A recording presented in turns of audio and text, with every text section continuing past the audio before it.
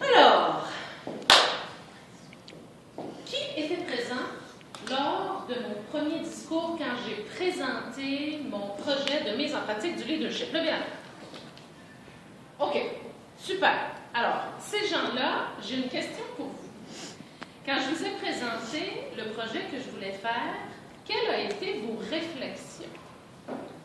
Est-ce que vous vous en rappelez? Qu'est-ce que vous vous êtes dit? Et moi, je trouvais que ça avait beaucoup d'énergie. D'accord. Après, je vais rappeler c'est quoi le projet pour le bénéfice de tout le monde. Sauf que vous le savez, c'était quoi le projet. Alors, quand je l'ai présenté, qu'est-ce que vous vous êtes dit? J'ai vu d'embarquer. OK. Beaucoup d'ambition.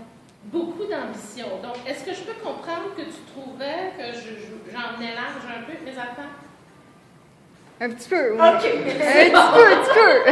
Un petit peu, c'est bon. Un petit peu. Merci, c'était un des commentaires que je cherchais. Merci beaucoup, Jessica. Alors, pour le bénéfice de tout le monde, donc les gens qui étaient là ce fameux soir, les invités de ce soir, ça concerne l'atelier du 23 février qui a eu lieu au Palace de Grenville. Et je vous rappelle, c'était quoi l'énoncé de mission? Alors, quand on fait une mise en pratique du leadership, on décide tout simplement d'un projet qu'on veut mener à bien. Une fois qu'on a décidé du projet, on construit une équipe, on sollicite des gens et, bien sûr, après, évidemment, c'est mise en pratique du leadership, on réalise le projet en question. Alors, mon énoncé de mission était la suivante. Organiser un atelier de perfectionnement concernant les compétences clés Toastmasters, c'est-à-dire la communication et le leadership. Ensuite, offrir aux participants un atelier avec une forte valeur ajoutée et des outils précieux qui leur seront utiles. Amasser des fonds, de la visibilité et de la crédibilité pour notre club. Faire de cet atelier un franc succès. Rien de moins. C'était mon énoncé de mission. Alors donc, maintenant, ce soir, ce que je dois faire, ce que je fais, c'est vous présenter les résultats. Qui était présent le 23 février? Encore quelques personnes qui ont été témoins de ce qui s'est passé. Je vais vous donner les résultats de l'événement en chiffres. Je vous donne un chiffre, vous me dites à quoi ça correspond, selon vous. 69. Le nombre de personnes présentes samedi matin. Est-ce que quelqu'un se rappelle de quel était mon objectif? 100. Alors, j'ai passé à 69%. C'est correct? C'est pas pire. C'est au-dessus de la note de passage. C'est pas pire. Si je vous dis 540. Les billets. Les sous. Le montant. Profit. Ouais. Donc, ce qui est déposé dans le compte des Toastmasters passionnés suite à cet événement-là, 540 $. Est-ce que quelqu'un se rappelle de mon objectif? Je ne l'ai peut-être pas dit, hein? Non. C'était 1000. Selon les calculs qu'on avait faits, j'avais établi donc nos profits à 1 000 $, on en a fait 540. 53. 53. À quoi correspond ce chiffre-là? Le nombre de personnes qui ont répondu à mon sondage. Vous vous rappelez, à la fin de l'atelier, je vous ai demandé de compléter un sondage parce que nous, c'était la première fois qu'on tenait l'atelier public, puis on voulait avoir des renseignements, c'est-à-dire garder des données pour si jamais l'équipe de l'année prochaine, le président du club, le conseil d'administration de l'année prochaine souhaite continuer et créer un événement comme ça, qui puisse avoir des informations sur lesquelles se baser et pour pouvoir améliorer encore l'événement. Alors, 53 personnes ont répondu au sondage. Si je vous dis 81%, Satisfaction. oh, ça c'était 100% satisfaction. 81%, c'est la source. C'est-à-dire, dans une des questions du sondage, était où avez-vous entendu parler de la tenue de cet événement-là. Ça va? Et parmi, donc, les réponses possibles, il y avait un membre TM, les journaux, les panneaux numériques, les réseaux sociaux, les réseaux d'affaires, des amis. Ça va? Donc, 81% des personnes qui étaient présentes le 23 ont été présentes grâce à vous. Est-ce que vous comprenez ce que ça veut dire? On est important. D'entrée de jeu, je vous dis merci. Ça va? Grâce à vous, 81% des personnes qui étaient présentes l'étaient parce que vous en avez parlé et vous avez aidé à publiciser cette chose. Ensuite, 11%, ça correspondrait à quoi? 11%. Toutes les autres personnes, où est-ce qu'ils ont trouvé l'information? Donc, comment ils se sont rendus jusqu'à nous? Affiches, journaux, réseaux sociaux, réseaux d'affaires. Radio. Luc a connu l'événement grâce à la radio. Et dernier chiffre, après je ne vous embête plus avec les pourcentages, 25%. À quoi correspond ce pourcentage selon vous? Pardon? Ce qu'on aime. C'est qui a un peu l'année prochaine? 25% correspond au nombre de personnes qui appartenaient au grand public. Ça va? Parce que l'auditoire de cet atelier public était composé de deux, je dirais, comment je pourrais appeler ça, de personnes ou de types de public plutôt. Il y avait des membres Toastmasters qui sont venus de Saint-Hyacinthe, de Sherbrooke, de Montréal, de Saint-Jean-sur-Richelieu pour assister à cet atelier-là. Donc ça, c'était une partie de l'auditoire. Et l'autre partie de l'auditoire, celle que moi, je voulais absolument aller chercher, c'était le grand public. Mais le grand public, c'est tout le monde et c'est personne en même temps. Et le grand public, c'est extrêmement difficile d'aller le chercher. Et je vous dirais, j'ai donné un atelier sur la vente un peu plus tôt cette année, je ne sais pas si vous vous en rappelez, quelque part en septembre.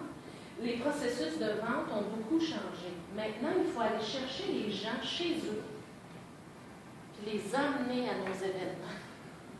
C'est vraiment ça.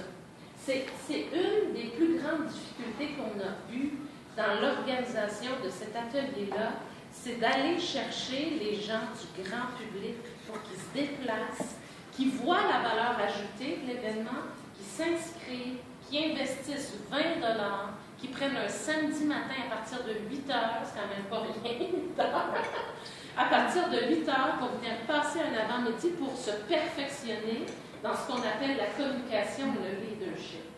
Et ça a été vraiment ma grande difficulté. Alors, dans le cahier leadership, je dois répondre à 3 questions. La première question, c'est « Qu'avez-vous appris sur le leadership? » Eh bien, je vous dirais que la première chose que j'ai appris sur le leadership, c'est la meilleure façon de devenir leader, c'est de faire des choses.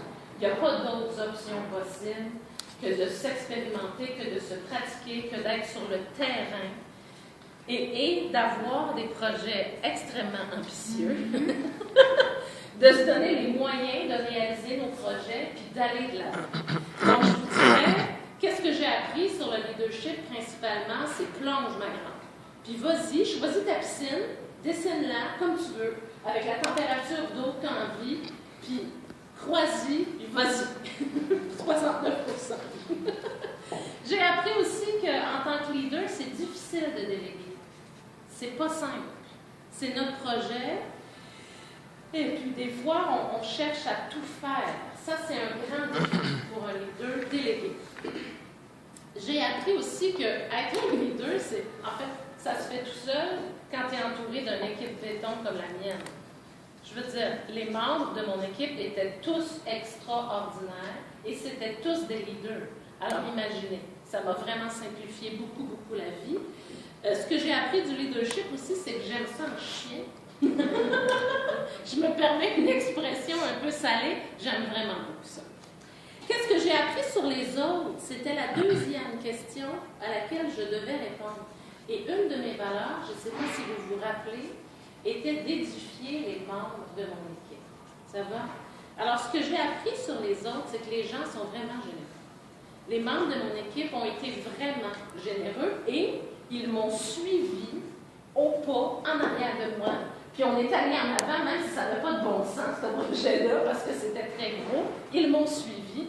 Alors pour ça, je leur dis vraiment merci. À titre d'exemple, Léona a utilisé tous ses contacts Toastmasters pour faire la publicité auprès des membres.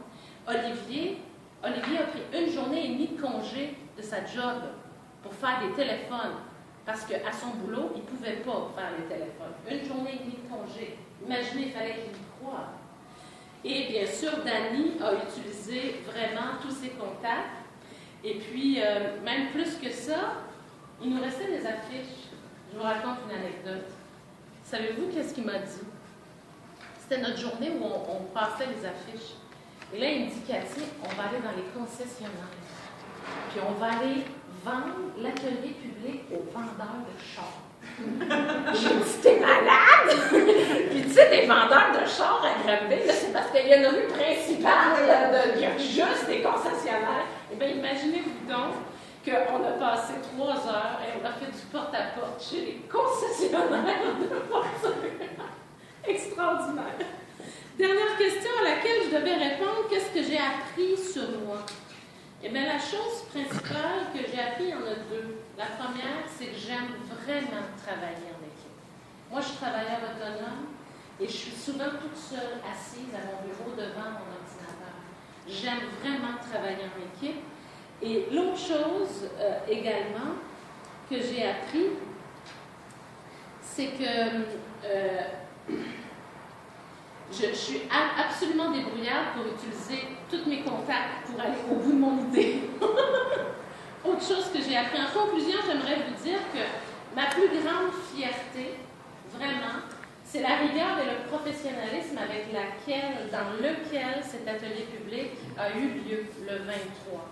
C'était vraiment de niveau professionnel, alors que ça a été fait par des bénévoles, des gens qui sont pas férus dans l'organisation d'événements. Et ça a vraiment eu cette allure de professionnel. Je pense qu'on n'avait rien à envier à ceux qui font ça de leur métier. Et ça, c'est ma plus grande fierté. Madame la Présidente.